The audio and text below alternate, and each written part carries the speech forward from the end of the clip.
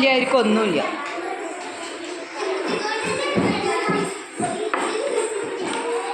എടാ ഇവിടെ ചില കൊമ്പുകളിലൊന്നും ആ പഞ്ഞിയില്ലല്ലോ, ഈ അറ്റത്തൊക്കെ വെക്കി പഞ്ഞി നിൽക്കണില്ല അല്ലേ.